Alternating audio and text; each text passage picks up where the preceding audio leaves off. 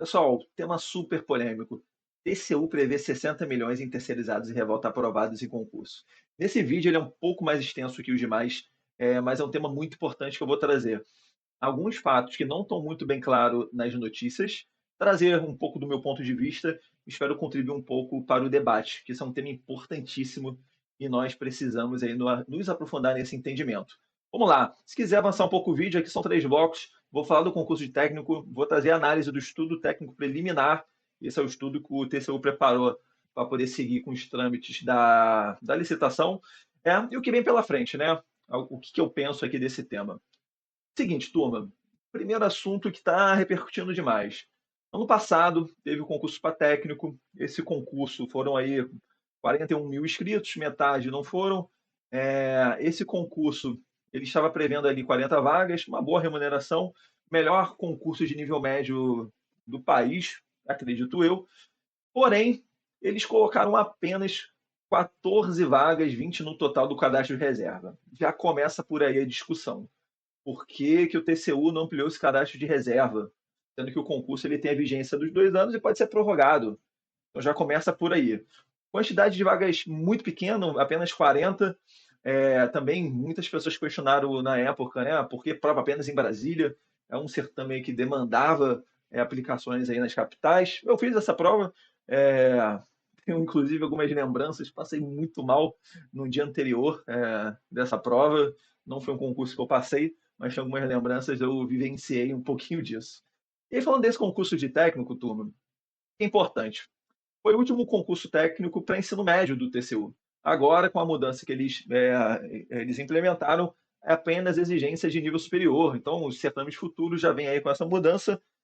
O que acontece? O TCU alega que vem tendo um incremento, né, na complexidade das atribuições do cargo, e isso daí acabou mudando essa diferença aqui na carreira. E aí guarda esse ponto, nível superior. Ponto importante, vou trazer daqui a pouco que isso aqui tem relação com esse tema aí da terceirização. E um segundo tópico que também, cara, me deixou encucado é o seguinte, turma. Lá atrás tinha o cargo de auxiliar de controle externo. Então, essas funções que eles estão terceirizando, etc., lá atrás tinha um cargo e eles já passaram o facão. Então, turma, vamos lá. Sistema não é de agora, tá? Por mais que repercutiu, mas sistema não é de agora. Avançando aqui no nosso bate-papo. Beleza.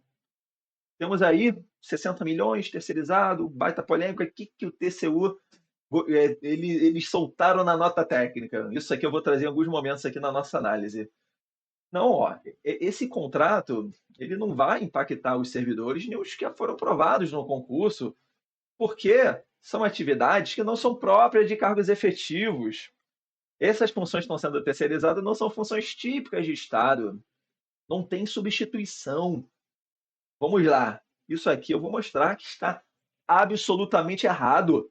Essa nota técnica em nada é a mesma coisa. O TCU, eles não querem se posicionar sobre um importante tema. Isso daqui, isso daqui cai numa análise simples e rápida que qualquer um pode fazer. E eu vou trazer para vocês. Beleza, vamos lá. O que eu notei, que eu senti falta nas notícias? Essa licitação, conduzida aqui através de um pregão, ela está lá disponível no portal da transparência e lá tem o estudo técnico preliminar, um documento de mais de 30 páginas que o TCU elaborou para poder seguir com esse trâmite licitatório. E lá tem todas as informações. Então, o que eu estou trazendo aqui, vocês podem entrar aqui no portal de transparência. Vamos fazer aqui algumas análises bem interessantes desse documento, que, assim, algumas coisas aqui realmente me surpreendeu.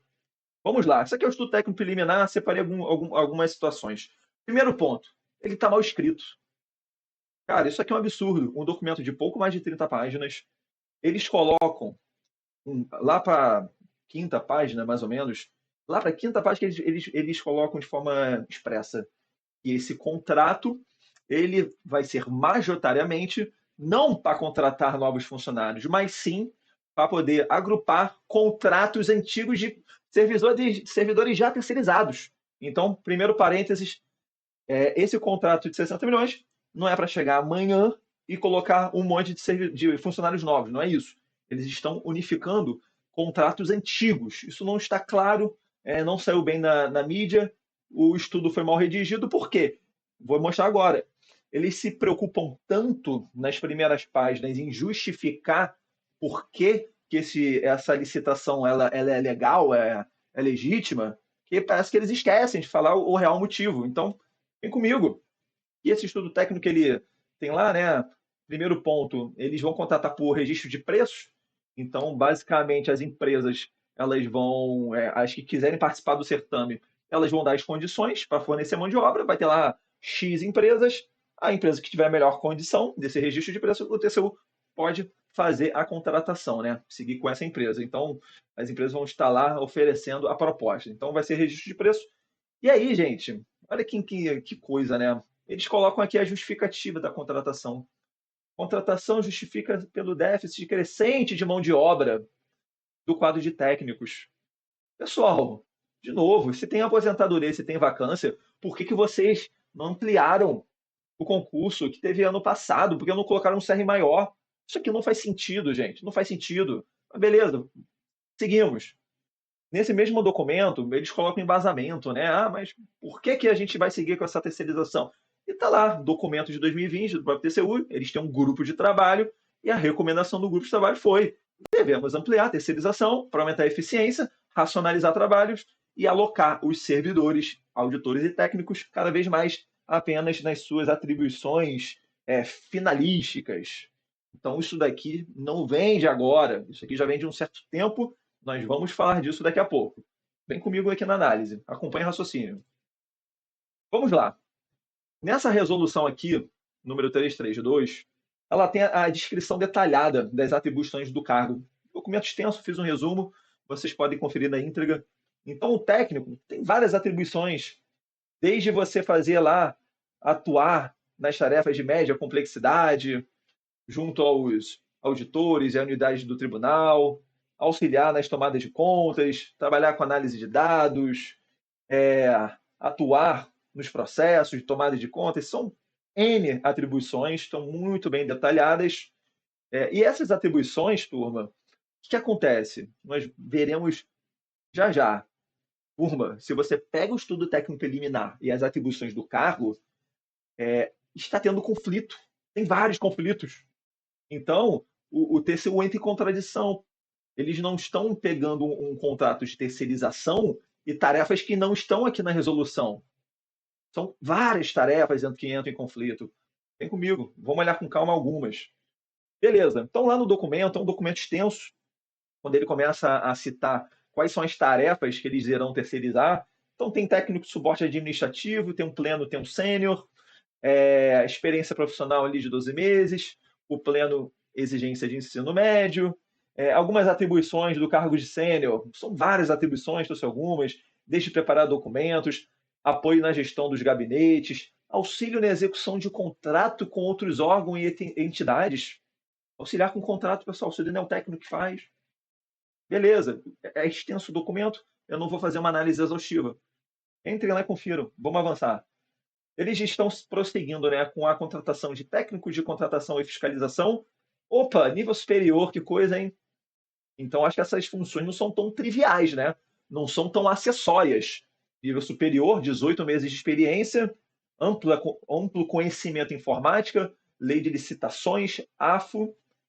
Trivial, acho que isso aqui não tem nada, mas tem mais. Vem comigo que tem mais. Aqui está um dos temas controversos. Analista de contabilidade e finanças. Meu amigo, olha isso aqui, gente. Nível superior, beleza, ok. 36 meses de experiência na função. Fora N outros requisitos que eles estão solicitando. Olha as atribuições do cargo. Isso aqui é coisa trivial. Se isso daqui não é atividade, é fim do Tribunal de Contas. Análise de imposto de renda, contribuição social, COFINS, tributos. Cara, é uma lista grande. Então, isso aqui são algumas. Então, pessoal, isso aqui é uma afronta para você, igual a mim, que estava lá no passado fazendo essa prova. Pô, isso aqui não existe. Se o TCU quer seguir com isso, não é dessa forma. Tem que ter diálogo com a sociedade e tem que respeitar a legislação, que isso aqui eles estão indo contra. Absurdo. Seguimos. E estão também lá contratando psicólogos. Beleza. Turma, qualquer análise simples que você faça, não precisa ser profissional, eu trouxe aqui. Se você coloca de um lado as atribuições em lei do técnico e o que eles estão solicitando no estudo técnico preliminar, são várias sobreposições. Não vou ficar lendo detalhe por detalhe, mas são várias sobreposições. Algumas são idênticas. Tem algumas aqui, turma, que são conflitos assim absurdos. Fiscalizar contrato. Meu amigo, quem fiscaliza o contrato é o analista, são os auditores. Enfim, o que eles estão avançando com isso aqui realmente é impressionante. Mas beleza, pode piorar, né? Vamos lá, eu falei no início do vídeo, nos portais de notícias não ficou muito bem claro. Esse contrato de 60 milhões, pessoal, eles estão seguindo, né, com esse registro de preços, enfim, para poder empacotar contratos antigos que estão próximos de vencer, ok? Em um contrato só. Então isso aqui já é realidade, tá bom? Essa galera aqui já está lá no TCU trabalhando. Eles vão unificar e eles vão trazer uma nova descrição de cargos e atribuições. O que está um dos grandes problemas? Aqui no meio do estudo eles colocaram aqui o cargo de analista de contabilidade. Você olha aqui, são 6 vagas. É pouco, não é nada. É pouco. Vamos entender se realmente é pouco. Isso aqui está lá no documento, vocês podem ver. Eles foram muito felizes. Isso aqui tinha que estar logo no início do documento, colocaram lá quase para metade do documento. Então, realmente, em portais de notícias, isso aqui não passou. E aí vamos lá. Onde que está o problema? Terceirização já é realidade, isso é um ponto, tá? Hoje aqui, isso aqui é uma estimativa, se estiver errado, comenta no chat. Uma estimativa aqui que eu fiz uma pesquisa, um pouco mais aí de 4 mil pessoas que trabalham em torno aí do universo do TCU, metade entre servidores ativos e comissionados, os terceirizados aqui já equivale a mais de 30%, não é desprezível, e vem com os estagiários e outros vínculos. Beleza, e aí quando a gente olha nesse termo, analista de contabilidade e finanças, e por mais que seja pouco, turma, atenção, isso daqui tem o efeito carona que outros órgãos podem aproveitar. Essa licitação, se o TCU está fazendo, por que eu não posso fazer também? Tem um efeito carona. Mas isso aqui não é o pior, não. Pessoal, vai chegando aqui, vem 27 e 28, o TCU perceber que não teve endosso popular, perceber que isso aqui caminhou bem, está indo com uma boa economia de recursos, isso aqui vai ter um novo termo, um novo pregão para o ano que vem, ou para 2028, e aí não vai ser 6 não, tá? Vai ser 200, não sabemos. Isso aqui vai avançar de uma forma absurda. Então, atenção. Vamos lá, finalizar o nosso vídeo, último bloco. Vem no raciocínio aqui que a gente precisa construir. Esse tema ele demanda que vocês saibam onde estão pisando. Vamos lá. Nossa bela Constituição, no artigo 37, disposições gerais, tem lá a investidura demanda o concurso público. Turma, esse artigo 37 é o sonho de muitos políticos e de muitas pessoas que esse artigo aqui ele seja totalmente alterado. Para você alterar esse artigo, é uma proposta de emenda constitucional. Isso não é simples de fazer. Isso aqui é complicado. Isso aqui mexe com a opinião popular. Ok? Então vamos lá. Isso daqui é um dos artigos mais importantes e mexer nesse artigo demanda uma proposta de emenda. Vamos avançar na análise. Vem comigo. Opa. Seguinte. Na iniciativa privada, o STF já pacificou o tema da terceirização. Lá em 2018, está lá. Você pode terceirizar, empresário. Atividade fim, atividade meio, foi pacificado. Esse mesmo ano de 2018, Michel Temer, ele entra com decreto e deixa muito claro na iniciativa pública como deve ser a terceirização, que não pode para decisões e posicionamentos institucionais, atividades estratégicas, poder de polícia, atividades inerentes ao plano de cargos do órgão. Olha aqui, atividades inerentes ao plano de cargos do órgão. Então, como que o TCU ele pega o plano de cargos, ele rasga, faz uma terceirização com diversas equivalências? Não pode o TCU fazer isso, isso é absurdo. Tem que ter diálogo com a sociedade. Então, isso é grave. Vem comigo. Então, temos aqui, 2018, temos aqui o decreto, e começa a colocar a ordem de como tem que ser a terceirização na área pública, ok? Vamos lá. Aí vem o TCU e vem com aquela nota que eu trago do início do vídeo, informando que não vai ter substituição e são funções distintas. Não são, acabamos de ver. É uma nota simples, o TCU não quer se posicionar, é um tema polêmico e eu espero que esse pregão aí seja impugnado, enfim, isso daqui não vá para frente. Isso aqui é um verdadeiro absurdo. Vamos lá. Pessoal, para os próximos anos, o que vai acontecer? Proposta da reforma administrativa. Isso aqui, a reforma, turma, vai acontecer. Não sabemos quando. Vai ser em 2028, 2029, não sabemos. O que sabemos é que em 25 teve a proposta aqui de Pedro Paulo que não foi para frente. Teve outros momentos que tentaram avançar. E a reforma administrativa, o que ela vai fazer? Vai fazer isso aqui, ó, artigo 37. Vai ser completamente alterado. E é assim, vamos lá, isso daqui, uma reforma administrativa, ela é importante, mas é importante feita com diálogo com a sociedade, com diversos pontos de vista sendo levados em consideração. Não é através de órgãos passando a faca no que já existe e querendo já fazer violações absurdas à lei.